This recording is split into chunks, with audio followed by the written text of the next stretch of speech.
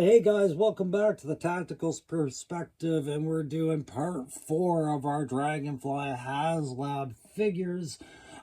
This time, we got them all lined up there. We got to fit in our 4th one. We just added Glenda to the pile from part 3. We've added her to that, but here's our closing out graphic, and that, of course, is number 145 to complete the picture, complete the set with Night Force.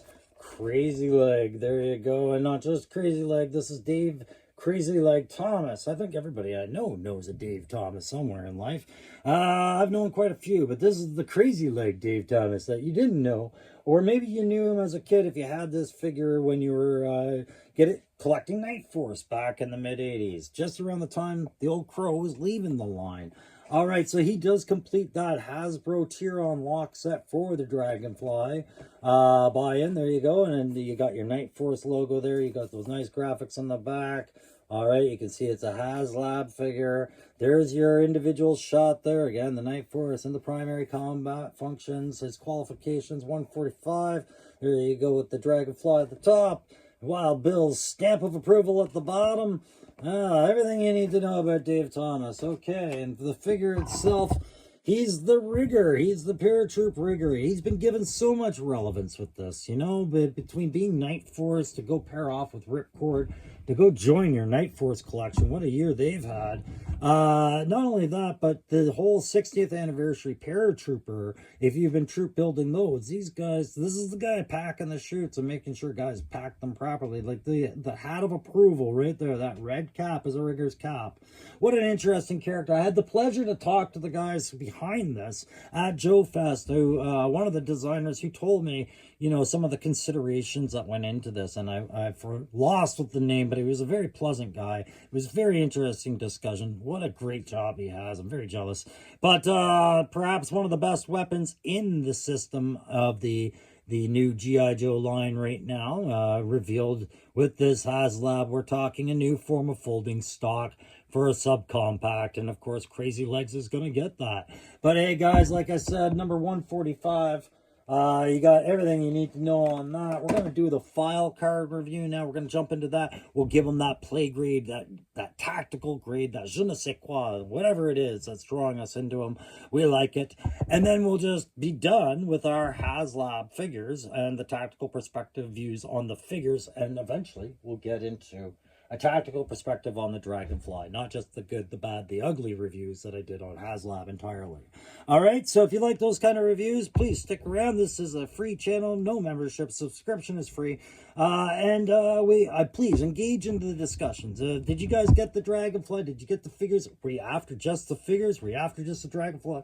How'd you make out in all of this? Which was your favorite character? Anything you want to talk about in the discussions that's relevant to the Dragonfly, the HasLab, the characters of Crazyleg, and the others included, hit us up. We love that here, okay? And you'll find a great community here, a great tribe, as I call it, here in Crow Country of like-minded people that want to engage in great discussion about these wonderful toys. So, all right, guys, if you like that sort of stuff, like I said, like, share, subscribe. Let's just get into that file card and go. All right, guys, so here we have it. It's Crazylegs. It's the Night Force version of Crazylegs, but it's Crazylegs. He's got his own thing going on. Very cool buck. I really enjoy this figure. There's a lot to like about this guy. But, before I get to that head-to-toe inspection, just like I did with every other figure, we got to get into that file card. The golden rule on knowing your Joe begins with the old file card and the concepts behind that character right here. Let's give you a look at that handsome face there. All right, so Crazylegs, he's an assault trooper, by the way. His name is David O. Thomas. He's his primary specialty is infantry, and a secondary military specialty is a parachute rigger. That's the explanation of behind the red cap that he comes with. That is a parachute rigger's hat, right? So I've had the pleasure of talking to the design, the guy who did some of that, like I mentioned earlier, who had his part in helping see that make its way into Hasbro. Very interesting stories. I was glad he shared that with me and gave us those insights. Anyways, he is from Fort Dodge, Iowa. He's an E4. Crazylegs could have been the greatest organist in the world if his fingers weren't too short. The Airborne Rangers don't care how perfectly he can play Bach's Toccata and Fugue in D minor. They're only concerned with his willingness to jump out of a helicopter into a hot LZ with nothing but a rifle, a couple of grenades, and the best wishes of your commanding officer. Crazylegs is an Airborne Ranger qualified and has been cross-trained as forward artillery observer. That means they drop him in, he sits in a bush, and he drops artillery on the unsuspecting enemy. What a sneaky bastard. I love him already. All right, Night Force operates stealthily in environments where the team is usually outnumbered and outgunned. Darkness is their best defense, only until the first shot has been fired. Once the team's presence and position has been compromised, it's up to Crazylegs to provide enough firepower and confusion to cover a tactical withdrawal. He loads 100% tracer ammo instead of his usual 1-to-5 ratio. This makes the other guy think that there are twice as many out there coming at him. Okay. So they want you to know, LZ is a landing zone. That tracer ammo thing is a very over-the-top nuance. I hate about this file card. We load tracer in there for a quick, short reference. If you constantly load trace in there, you're drawing a straight line to the enemy, yes, but you're also drawing the enemy a straight line back to you. Trace is a two-way street. It's one trace for every 10 rounds in belted ammo. And that's more than enough to find a position if you watch them fire enough. Everything else about Crazylegs file card I can live with, but that little point about the tracer just drives me nuts. All right, so enough about that. You can see that I've got him with his jump helmet on there just because I have yet to take a picture of him with his jump helmet on there. I do notice that while the box says he's got some goggles that can go on there, it's a tight fit to get them on there, and I'm not comfortable with it. He does have another set of goggles he comes with. These are smaller, to go over the forehead. He's got that chin strap over there, and it's a different type of helmet than the bump helmets we've seen. This is more of a high-speed, lightweight, running through the bush kind of helmet more than it is a Kevlar brain bucket, right? So we're going to take that off. We're going to put his rigger's hat on after I show you the head sculpt. Okay, because we're into the head to toe. Here you go. Nice new face sculpt on there. A little bit of stubble, Fu Manchu around the lips and jaw. You can see that he's due for a shave, some thin eyebrows, and a contemplative stare. Nothing special about that hair, but again, he's got a little bit better up-down looking than the other guys had, but his neckline is, again, straight, and he can only do so much with that, but it's still better than what we saw with Ripcord earlier. So great. With the rigger hat, just another soft goods. It's got that black thin slit material simulated there. And on red, there you go. So there's your rigger's hat. And of course, I can probably fit these goggles over that. Not that he would do that, but there, now you have them there. All right. Weapons-wise, he's coming with this nice little humble 9mm. Nothing too fancy on that. We'll slide that into... Sorry, that was very blurry, wasn't it? Yeah, there you go. Nothing too fancy about it. Right, no extra paint apps on that. As you move down, you can see, again, all new buck design with that quilting. Right, Night Force logo is there, nothing on the other shoulder. Some red to break up the monotony of the black and the green, which we saw a lot of with Ripcord. There's the grenades they talked about giving him on the file card. What a nice nod. He too, just like Glenda, has a unique kind of paratrooper's harness going on here that is exclusive to him. I wouldn't want to try to take this one off. It's not the same kind of attachment system. This one's fixated to him. He has a little jump knife there. No problems, and that's an upward sheathing motion. In the military, I never liked any sheath that would point that tip towards my face. It's... Listen, you can get tired, you can get sloppy, your knife can get wet, your sheath can get wet, your hand can slip. Anything pointed towards your face is just... It looks cooler than it actually is, guys.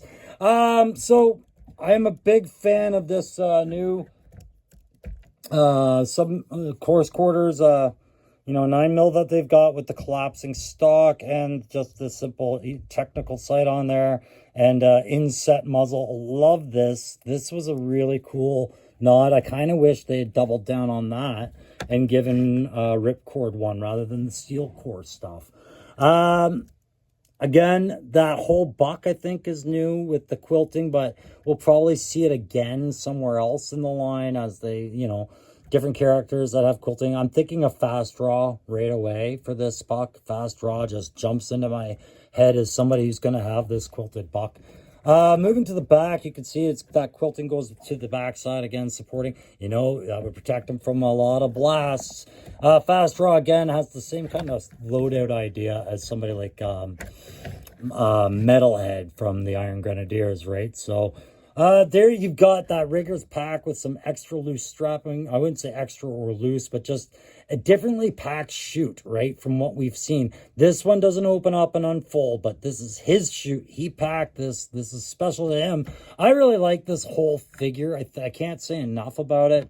I enjoyed getting some shots on it. I definitely think this is my favorite Night Force out of the set, and I definitely would say I like them a lot more than I liked Ripcord. And it wasn't that I didn't like Ripcord, it's just that between the two of them, I thought that Crazylegs just brought way more coolness to the table in how he was made than with Ripcord. All right, so let's go give this guy a play grade, attack grade, and a je ne sais quoi grade, and call it a day, and sum this up. All right, see ya. I'm going to kick things off here by saying we're going to see this buck again. What they've used here for Crazylegs is a great new buck, but you're definitely going to see it repeated a few times in the line. Off the top of my head, I can think of a couple of figures that are going to get it, but of course one of them being, the original Crazylegs when we get that into the mainline release. And I only hope that when they do it with the color sets of the original Crazylegs, it does it the same justice the Night Force colors did. But then I could see this buck being used for guys like Fast Draw, which will be coming for sure. And then maybe even Sneak Peek if they're really looking hard. But there's going to be a lot of different characters out there that'll be using the same buck as our boy here, Crazylegs. That quilted fabric's going to go a long way. Anyways, it's easily one of the best bucks I've out of the kit here. I mean, you get two Wild Bills in your Dragonfly, basically 2 Wild Bill bucks, but only one like this with Crazylegs. It's pretty cool. And of course you've seen Glenda before, so just a great surprise in Crazylegs. Consider how they didn't even have proper diagrams of him or renders when they were doing the tier unlocks for the HasLab, so it was really cool to see that he was actually one of the coolest characters out of all 4. That SMG with the collapsing stock was a thing of brilliance. The red rigger cap, the way the color sets get captured on this, it's just, I can't say enough for how he fits in so well with not just Night Force, but also just the jumpers entirely. If you wanted to add maybe that extra harness from Glenda, or maybe some 60th anniversary Halo driver kit, you could change the dynamics of Crazyleg, but what you have here is a solid figure. So I'm going to give it a play grade of a solid 5 because of I love the SMG. I love the hat. I love the balance of this kit. If this were just direct to retail on regular shelf, this would probably be the figure of the year, no doubt, hands down, on that tack grade for all the reasons I just stated earlier on how he blends well, how he seems like the best Night Force variant of this, and just, again, that loadout. He's not a Halo jumper yet, but you could make him one. That's a 5. On the je ne sais quoi, hands down 5. What they did here is made my favorite character of the year, I think, as far as surprise elements go. I was not expecting to be this pleased with this character or this kit that we used to have a high degree of questions about has been demonstrated here as above par. Well done on Crazylegs.